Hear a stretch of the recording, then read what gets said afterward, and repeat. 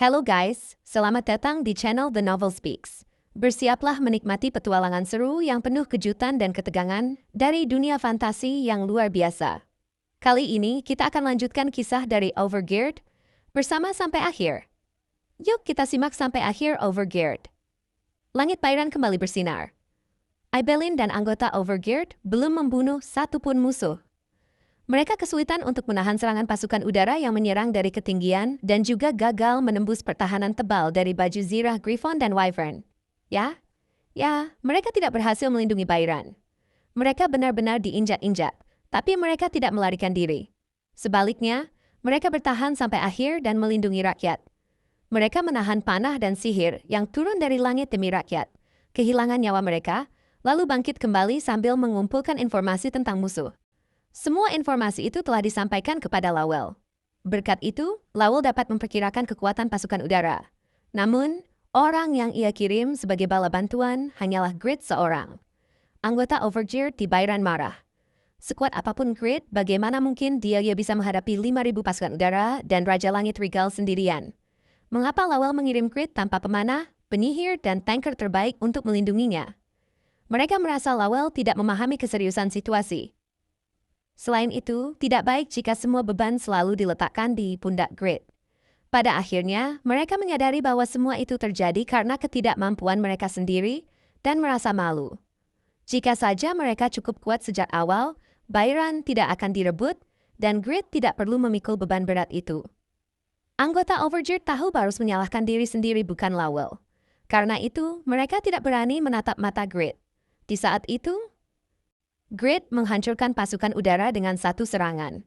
Ia juga memukuli Regal sampai babak belur. Grid mungkin terjatuh ke tanah dan gagal menyembunyikan ekspresi kesakitannya, tetapi ia tetap berdiri demi rekan dan rakyatnya. Ia menyatakan kepada Regal bahwa ia akan melindungi semuanya. Lalu Piaro dan Mercedes datang menghancurkan seluruh pasukan musuh. Aku minta maaf. Para anggota Overgeared mendekati Grid dan menunduk. Mereka masih tak mampu menatap mata Grid. Aku minta maaf karena selalu tidak berguna. Ucapan mereka dipenuhi dengan penyesalan. Mereka gemetar ketika Grid menatap mereka. Apa yang kalian katakan? Lebih banyak orang akan mati tanpa kalian. Akan lebih sulit bagiku kalau kalian tidak memberitahuku informasi tentang pasukan udara. Kalian sudah melakukan yang terbaik. Terima kasih. Itu bukan basa-basi. Grid sungguh tersentuh dan berterima kasih kepada rekan-rekannya yang telah berjuang dan gugur. Ia lega melihat rakyatnya relatif aman. Kepada rekan-rekannya yang masih menundukkan kepala, Grid menambahkan, kalau sekarang kalian kesal karena harus naik bus, nanti kalian bisa membayarnya dengan naik pesawat. Bagaimana kami bisa melakukan itu? Aku yakin itu mungkin. Grid kini yakin. Kesenjangan sedang menurun. Kata-kata Ketua Lim Cholho pasti akan menjadi kenyataan, dan jarak antara kelas tersembunyi dan kelas biasa akan semakin kecil. Transenden? Semakin biasa kelas seseorang, semakin besar prestasi yang bisa diraih. Semakin tinggi level yang dicapai, semakin kuat mereka akan menjadi. Pasti begitu. 25 anggota Overgeared yang bertempur mempertahankan Byron, mereka termasuk dalam jajaran kekuatan menengah ke atas di Guild Overgeared. Lalu bagaimana jika dibandingkan dengan 2 miliar pemain lainnya? Mereka adalah peringkat tinggi yang berada jauh di atas orang biasa. Namun, mereka diperlakukan seperti anak-anak oleh satu unit pasukan kekaisaran. Itu bukan keseimbangan yang baik. Jika para pemain tidak bisa berbuat apa-apa melawan musuh yang semakin kuat seperti kekaisaran, iblis besar, dan para Yangban di masa depan, keinginan mereka untuk terus bermain akan perlahan menurun, dan permainan akan hancur. Grup SA tidak mungkin tidak menyadari hal ini. Ketua Lim Cholho sudah memprediksi keadaan itu dan menyiapkan sistem transendensi. Orang-orang yang menghadapi musuh kuat dan merasa frustrasi akan menjadi transenden lebih cepat. Pemain transenden pertama pasti akan muncul dari Guild Overgeared. Grid tidak meragukannya dan menyampaikan pikirannya pada rekan-rekannya. Anggota Overgeared terkejut sesaat sebelum bertanya pada Grid, "Bukankah itu tidak adil?" "Apa maksudmu?" "Kau telah bekerja keras menjadi legenda dan memperlebar jarak dengan pemain biasa. Jika jarak itu menyempit, bukankah itu tidak adil dan membuat frustrasi?" "Siapa tahu?" Grid menatap ke langit. Banyak bintang menghiasi langit malam, tapi hanya ada satu bulan. Armor naga emas. Saat diserang oleh target yang sama dalam 3 detik, Kerusakan berkurang sebesar 5%, dapat meningkat hingga 30%. Busur raksasa. Setiap kali tali busur ditarik, kekuatan ras raksasa dapat dirasakan. Busur ini memiliki opsi khusus karena bahan pembuatannya, Grid sangat tertarik pada kedua item itu, dan berencana tinggal di bengkel untuk sementara. Ia ingin membongkar armor naga emas dan busur raksasa untuk membuat item baru dengan menggabungkan karakteristik keduanya. Mercedes melaporkan dengan sedikit kecewa. Kami berhasil menangkap 957 Griffon dan 26 Wyvern, tapi tidak akan mudah untuk menjinakkan mereka. Loyalitas mereka terhadap tuan lama terlalu kuat. Bahkan kuda terkenal pun tidak mudah mengganti tuan, apalagi Griffon dan Wyvern.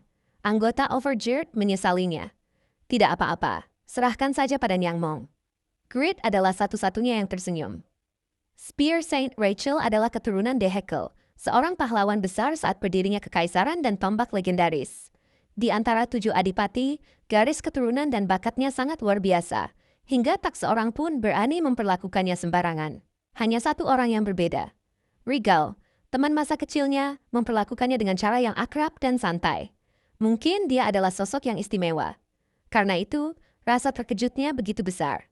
Regal mati? Rachel tidak bisa mempercayai berita yang ia terima. Regal mewarisi gelar adipati karena kakaknya yang lebih berbakat meninggal muda. Rachel tahu betapa keras usaha Regal. Demi menjadi salah satu dari 7 adipati yang layak, ia berlatih siang malam sambil tetap memerhatikan rakyatnya dengan rasa tanggung jawab dan penyesalan terhadap kakaknya. Semua kerja kerasnya akhirnya terbayar. Namun kini ia mati dalam perang melawan negara kecil yang bahkan belum berumur 10 tahun. Ini bukan lelukon yang lucu di pagi hari. Ia merasa mual. Kepalanya pusing.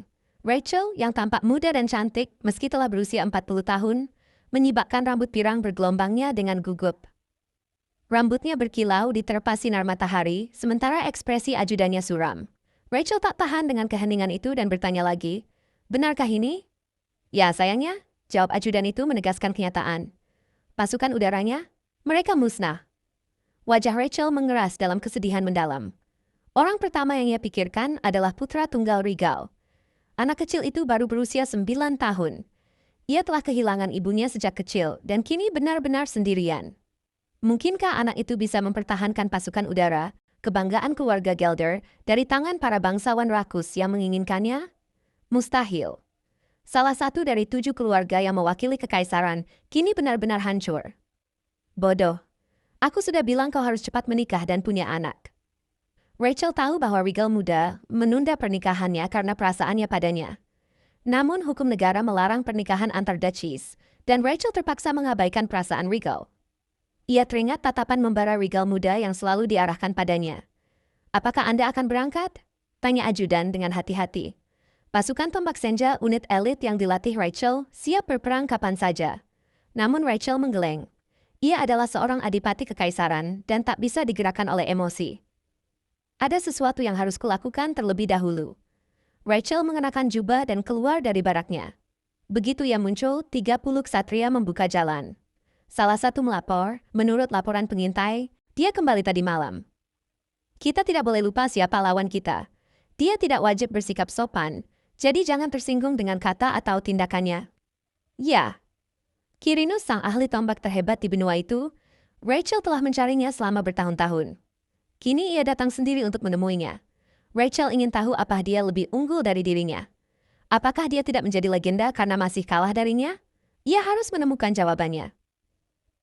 Di dalam kabin Quirinus, sang ahli tombak tertarik pada perkembangan murid muda yang telah ia ajar hampir 1 tahun. "Kau sudah berkembang dengan baik dalam control sword. Mendorong, memutar, menusuk. Gerakan dasar dan esensi dari tombak itu kini terkandung dalam 8 pedang yang melayang di udara. Mereka bergerak maju dan membelah angin. Saat itulah control sword yang dulunya sederhana kini berevolusi. Setelah menyelesaikan beberapa misi tersembunyi, keterampilan itu meningkat dan Kraugel merasa senang. Namun Quirinus tampak kecewa. "Kau belum menyentuh esensinya." "Esensi? Yang bertarung dengan musuh adalah dirimu, bukan pedang itu." Kraugel langsung mengerti. Quirinus menasihati bahwa tidak perlu mengendalikan terlalu banyak pedang. Kraugel teringat akan hakikat pedang, menebas sasaran. Untuk menebas, seseorang harus cepat dan akurat. Kraugle biasanya mengeluarkan banyak pedang sekaligus, tapi sebenarnya hanya satu pedang yang perlu dikendalikan. Satu pedang itu melesat jauh lebih cepat dari sebelumnya dan menebas batu. Kecepatannya tak mungkin dihindari manusia. Control Sword Level 2. Kau dapat mengendalikan pedang dengan kehendakmu. Kekuatan serangan Control Sword sebanding dengan kekuatan senjata. Jumlah pedang yang dapat dikendalikan hingga 10. Pedang saat ini, Genuine White Fang. Saat pertama kali mendapatkan kemampuan itu, setelah menjadi Sword Saint, Kraugle teringat pada God Hands milik Grid. Sama seperti Grid yang mengendalikan tangan dewa, Kraugle berharap bisa lebih aktif dalam pertempuran dengan mengoperasikan banyak pedang. Karena itu, ia selalu mengeluarkan beberapa pedang sekaligus. Namun ia salah. Bukan jumlah pedang yang penting, melainkan kekuatan dan konsentrasi terhadap satu pedang. Dalam deskripsi kemampuan itu pun tidak disebutkan bahwa kecepatan serangan meningkat berdasarkan jumlah pedang, tetapi berdasarkan tingkat konsentrasi Kraugle. Kraugle yang tercerahkan teringat pertarungannya dengan Grid. Saat itu, pertempuran justru lebih menguntungkan sebelum ia menggunakan Control Sword. Ia hanya mengayunkan satu pedang untuk menghindari God Hands Grid, dan saat itulah Grid paling berbahaya baginya. Control Sword bukan keterampilan bantu dalam pertempuran. Akan jauh lebih kuat jika dipahami dan diterapkan sebagai serangan utama. Kraugle merasa dirinya telah berkembang. Ia menyadari hal ini takkan bisa dicapai jika ia tetap mengikuti jalur yang ditinggalkan Muller. Karena itu, ia merasa beruntung datang ke Quirinus, guru yang dapat ia pelajari sekaligus ia hormati. Kraugle memahami betapa pentingnya seorang guru saat teringat pada Khan dan Grid. Saat ia sedang berkonsentrasi, Quirinus keluarlah. Sekelompok orang muncul dan berteriak. Kraugle menoleh dan terkejut ketika melihat Rachel. Kraugle yang lebih banyak tahu dibanding pemain lain, tentu mengenali salah satu dari 7 adipati kekaisaran. Tak disangka, Rachel juga mengenal Kraugle. Sword Saint adalah sosok terkenal di seluruh kekaisaran. "Mengapa kau di sini?" tanya Rachel. "Itu tanda bahwa aku tidak boleh berpaling dari krisis seorang teman," jawab Kraugle dengan makna yang tak jelas. Sword Saint itu menatap para ksatria Rachel dengan tekanan luar biasa. Bagi seorang Sword Saint, pendekar pedang suci, pedang bukanlah sekadar alat. Ungkapan bagian dari tubuh bahkan terasa kurang tepat. Seorang Sword Saint tidak dapat membedakan dirinya dari pedang. Ia adalah sosok yang mencapai kesatuan antara pikiran dan hati dengan pedangnya. Kemauan untuk menebas harus sempurna agar menghasilkan hasil yang sempurna, ujar Rachel sambil menatap sang Sword Saint. Dikatakan bahwa Sword Saint Muller mampu menebas musuh bahkan tanpa proses mencabut pedangnya. Namun kau tak akan bisa menebasku, sekalipun kau telah menghunus pedangmu. Kraugle terdiam, tak bisa membantah. Ucapan Rachel sepenuhnya benar. Begitu Rachel muncul, Kraugle langsung menganggapnya musuh dan berniat menebasnya. Namun, ia tak bisa menyerang.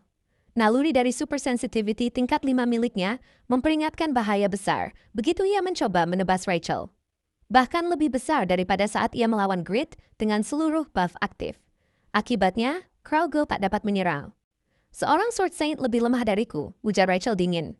Dengan gerakan ringan, ia merentangkan tangan ke udara kosong. Tiba-tiba, muncul sebuah tombak merah dengan lengkungan menyerupai api naga di genggamannya.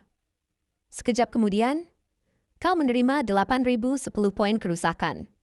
Dada Kraugle berlubang. Tombak Rachel telah menembusnya. Serangan itu begitu cepat hingga tak dapat dikenali mata manusia. Bahkan Kraugle tak merasakan hembusan angin sedikit pun. Padahal, ia telah menyelesaikan banyak misi tersembunyi di bawah bimbingan Quirinus, dan kecepatan geraknya agility telah mencapai 2.600 poin. Ia yakin tak ada kekuatan manusia yang tak dapat ia rasakan dengan penglihatan dan super sensitivity-nya. Meski gelar barunya One Who Peaked at the Peak of the Spear mengurangi kerusakan sebesar 15%, serangan dari NPC bergelar super dengan level mendekati 500 tetap memberikan luka besar. Namun, ini bukan serangan biasa. Kraugle segera menyadarinya, dan darah yang mengalir dari dadanya tak menghalanginya untuk mengamati Rachel. Di sekeliling Rachel, tampak energi tak kasat mata berputar. Tak berwarna, tak bersuara, tapi jelas berbentuk seperti tombak. Salah satunya melesat dan menghantam Kraugle. Kraugle tak menghindar. Tak ada alasan untuk takut pada sesuatu yang tak nyata.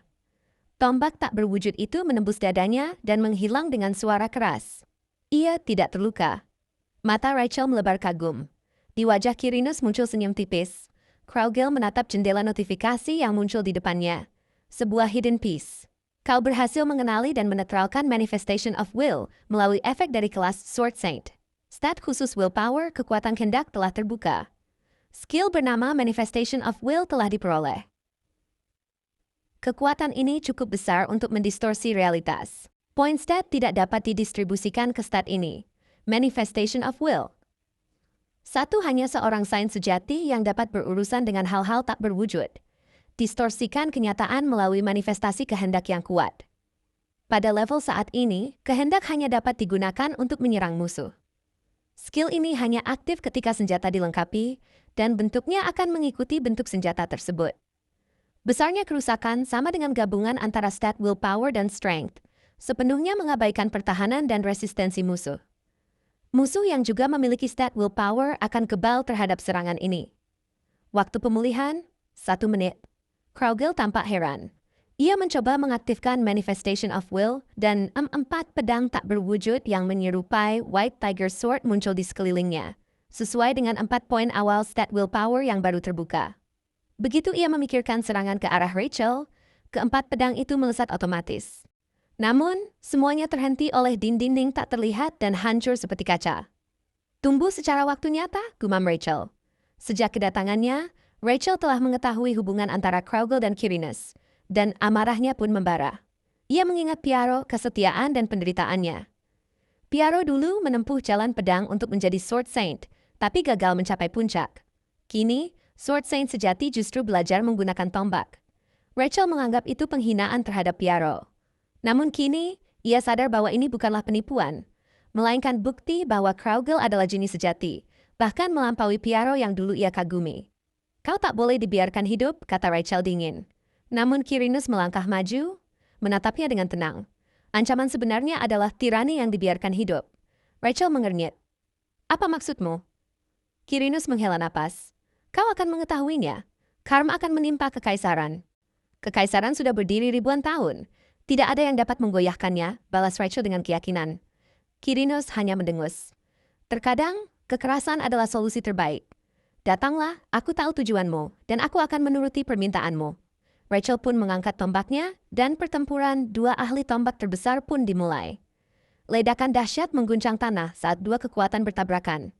Sementara itu, Kraugel bertarung melawan 30 kesatria Rachel di udara, para Twilight Spearmen yang kekuatannya setara dengan Red Knights peringkat 20-an.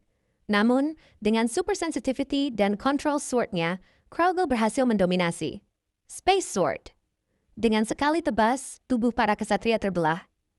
Kalian tak pantas hidup, ujar Kraugel tenang, mengangkat White Tiger Sword yang dibuat oleh Grit, pedang yang kini mewujudkan kehendak sejati sang Sword Saint. Di sisi lain, di ibu kota kerajaan Overgeared, Reinhardt, Grit baru saja kembali dari Byron. Saat melangkah, ia tiba-tiba berhenti dan menatap langit. Dugan, jantungnya berdetak cepat tanpa alasan. Yang mulia? Suara lembut Mercedes membuyarkan lamunannya. Grit tersenyum tipis. Tidak ada apa-apa. Ia melihat waktu. Hanya tersisa 2 menit sebelum koneksi harian berakhir. Ia tak sempat menemui Irene. Mercedes, aku akan beristirahat. Tolong jaga ratu dan pangeran saat aku pergi. Baik, Yang Mulia. Dan beritahu para pelayan agar memberi Judith makanan yang layak. Mercedes tertawa kecil melihat Judy yang tertidur di punggung Grit, pahlawan yang mempertahankan Byron hingga akhir. Setelah logout, Yang Wu meregangkan tubuh. Perang melawan kekaisaran benar-benar melelahkan. Namun hari ini adalah Jumat kedua. Waktu kencan rutinnya dengan Yura. Ia yang awalnya tak menjawab pengakuan Yura, menyarankan agar mereka saling mengenal lebih jauh melalui kencan 2 minggu sekali. Meski begitu, ia masih sulit percaya gadis secantik dan sebaik Yura benar-benar menyukainya.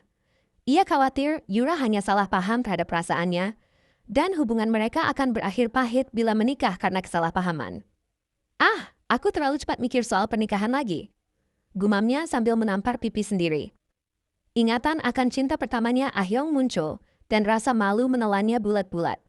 Wah! Jeritnya mengenang aib itu di kamar mandi mewahnya. Mau nonton film? Tanya Yura. Tentu, jawab Yongwoo gugup. Yura tampil memesona dengan gaun biru langit. Saat mereka naik lift menuju bioskop, Yongwoo baru sadar ini adalah kali pertamanya masuk bioskop seumur hidup. Ia panik, Bagaimana beli tiket?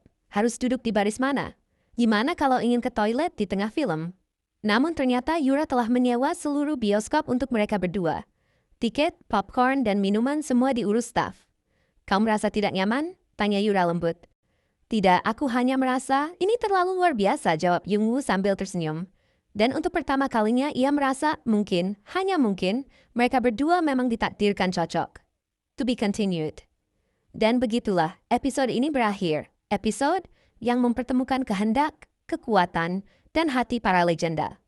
Krogel menapaki jalan yang semakin menjauh dari manusia biasa. Rachel terbakar oleh amarah dan keyakinannya, sementara Quirinus menatap masa depan dengan tatapan yang sudah tahu akan datangnya badai. Di sisi lain dunia, Grid kembali ke kehidupannya di antara dua dunia. Seorang raja dan seorang pria biasa bernama Jungwoo, yang perlahan belajar arti tenang di tengah kejayaan dan cinta yang mulai tumbuh. Langit masih menyimpan gema dari pertarungan besar, dan di balik kedamaian sementara, takdir mulai mengatur langkah berikutnya. Satu hal pasti, kisah ini belum berakhir, karena di dunia Overgeared, setiap akhir hanyalah awal bagi legenda berikutnya.